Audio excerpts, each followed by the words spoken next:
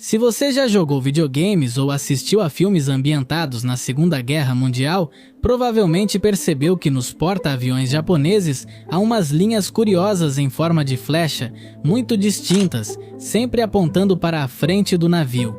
Elas eram onipresentes e muito frequentemente podíamos vê-las junto a um enorme ponto vermelho. Essas marcas características não são decorativas e tinham uma razão muito prática para existir. Então, por que os japoneses pintavam essas flechas? Porque, além disso, também pintavam um enorme círculo vermelho? E, além disso, por que no final do conflito decidiram abrir mão do círculo vermelho, mas não das linhas?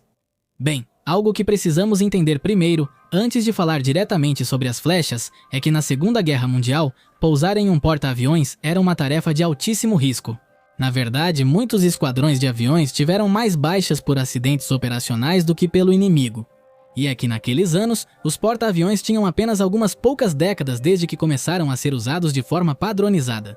Por isso, a maioria das tecnologias para garantir o pouso ainda estava engatinhando. Para começar, nessa época o pouso era quase às cegas, tirando as condições adversas intrínsecas de operar no mar. Os aviões com grandes motores como o F-4 Corsair ou o Supermarine Sapphire deixavam muito pouca visibilidade frontal para que o piloto encontrasse a diminuta pista.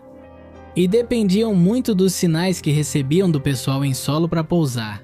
As pistas dos porta-aviões eram totalmente retas, fazendo com que, se ocorresse um acidente, o avião deslizasse por toda a pista até atingir outras aeronaves estacionadas. Tudo isso, combinado ao movimento do mar, tornava o pouso uma tarefa realmente complexa e perigosa. Tudo isso mencionado era do lado aliado, e do lado japonês era ainda pior.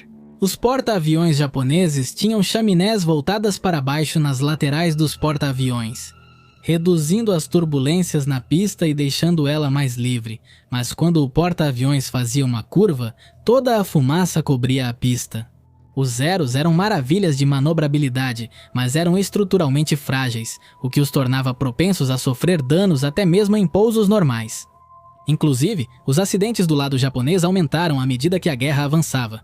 A demanda por pilotos aumentou, fazendo com que o treinamento dos pilotos tivesse que ser reduzido. E como havia cada vez menos ases para treinar os novatos, os treinamentos ficavam mais precários. No entanto, operacionalmente, os porta-aviões japoneses tinham particularidades que os porta-aviões aliados só podiam invejar: na pista. Tínhamos muitas indicações e, em particular, a seta servia para indicar de forma muito criativa a direção do vento. As linhas estavam orientadas formando uma seta apontada para o piloto no ponto exato onde as linhas se juntam. Havia uma pequena saída de vapor, um resíduo comum nos motores dos porta-aviões daquela época. Em suas extremidades, estavam separadas em intervalos de 10 graus cada uma, e as pequenas linhas centrais marcavam incrementos de 5 graus. Quando o motor estava em funcionamento, o vapor saía pela abertura e era empurrado para trás pelo vento na pista, e esse vapor fluía por uma das linhas. Indicando de uma forma extremamente filtrada a direção do vento, os pilotos japoneses podiam ver a direção do vento em tempo real durante a decolagem e o pouso, e assim, se houvesse uma mudança, podiam se antecipar a ela. Os pilotos precisavam saber a direção do vento por um motivo importante. Os porta-aviões geralmente navegam contra o vento durante as operações para gerar vento sobre o convés. Dessa forma, é possível aproveitar a sustentação extra que os aviões obtêm. Consequentemente, essa sustentação torna mais fácil decolar e pousar. No entanto, no mar, a direção e a velocidade do vento raramente são constantes. É necessário saber a direção do vento, já que pousar no pequeno convés era um processo de precisão. E uma reação tardia a uma mudança repentina do vento podia fazer com que o piloto errasse a aproximação, tendo que abortar todo o pouso. Mesmo que a mudança brusca acontecesse no último segundo, podia fazer com que o piloto colidisse na pista. A solução da flecha foi, sem dúvida alguma, muito engenhosa e prática. Outro mecanismo incrível que os aliados não tinham era o Shakan Shidoto, um sistema extremamente avançado, para a época. O pouso nos porta-aviões japoneses era bastante diferente do que podemos ver no lado aliado, nos porta-aviões aliados. Sempre havia um oficial no convés chamado LSO, que dava sinais em tempo real aos pilotos. Como mencionamos, o piloto raramente conseguia ver bem diretamente a pista, então suas indicações eram realmente úteis. Nos porta-aviões japoneses não havia um oficial com tal responsabilidade. Havia algo parecido, por exemplo, um oficial de comando na torre chamado Shichou-kou, que era o supervisor responsável por todas as operações. Este tinha vários assistentes na pista, como os Seisei-bin, que não davam sinais para pouso, como faziam os oficiais de sinais americanos. Mas eles indicavam aos pilotos se era seguro pousar ou não. Em vez de depender de um homem, os japoneses usavam o sistema de guia por luzes. Consistia em 2 luzes vermelhas situadas ao nível da cabine de comando e 15 metros mais à frente. Havia mais 4 luzes verdes, todas com espelhos, para concentrar o feixe de luz à distância. O ângulo das luzes era ajustado de acordo com o tamanho do avião.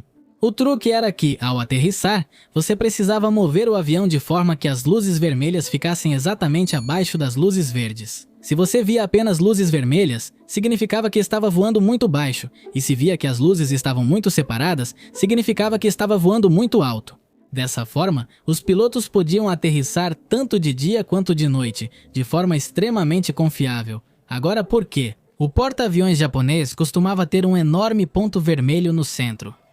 Embora pareça ser uma forma muito estética de representar o sol nascente japonês, na verdade tinha uma razão prática.